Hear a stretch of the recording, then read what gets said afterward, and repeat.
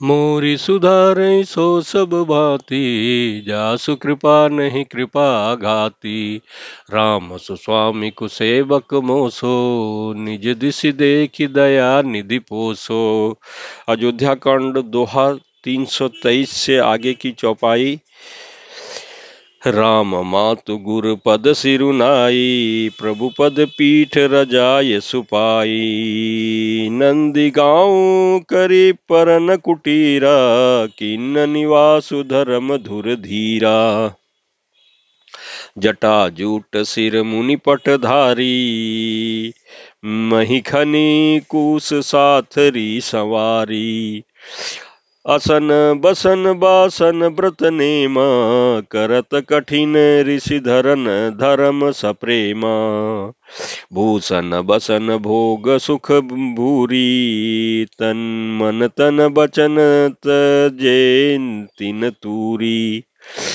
अवध राज सुर राज सिहाई, दशरथ धनु सुनी धन दुल जाई। तेहि पुर बसत भरत बिनु रागा, चंचरीक जिमि चंपक बागा। राम रमा बिलासु राम अनुरागी,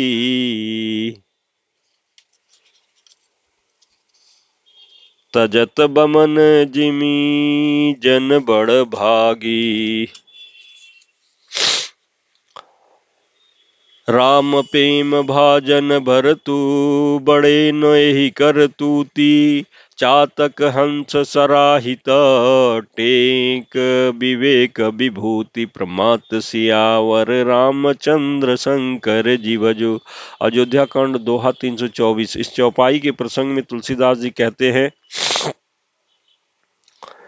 कि फिर श्री राम जी की माता कौशल्या और गुरु जी के चरणों में सिर नवा करके और प्रभु की चरण पादुकाओं की आज्ञा पाकर के धर्म की धुरी धारण करने में धीर भरत जी ने नंदीग्राम में पर्णकुटी बनाकर उसी में निवास किया। सिर पर जटाजूट, शरीर में मुनियों के बलकल वस्त्र धारण कर पृथ्वी को खोदकर उनके अंदर कूश की आसनी बिछाई। भोजन, वस्त्र, बर्तन, व्रत, नियम सभी बातों में वे ऋषियों के कठिन धर्म का प्रेम सहित आचरण करने लगे। गहने कपड़े और अनेकों प्रकार के भोग सुखों को तन मन और वचन से तृण तोड़कर प्रतिज्ञा करके त्याग दिया। जिस अयोध्या के राज्य को देवराज इंद्र सिहाते थे और जहाँ के राजा दशरथ जी की संपत्ति सुनकर कुबेर भी लजा जाते थे, उसी अयोध्यापुरी में भरत जी अनासक्त होकर के इस प्रकार निवास कर रहे हैं जैसे चंपा के बाग में भौरा। श्री रामचंद्र जी के प्रेमी बड़भागी पुरुष श्री लक्ष्मी के निवास भोगैश्वर्य को वमन की भांति त्याग देते हैं, फिर उसकी ओर ताकते भी नहीं। फिर भरत जी तो स्वयं श्री रामचंद्र जी के प्रेम के पात्र हैं, वे इस भोग ऐश्वर्य त्याग रूप करनी से बड़े नहीं हुए, अर्थात उनके लिए यह कोई बड़ी बात नहीं है।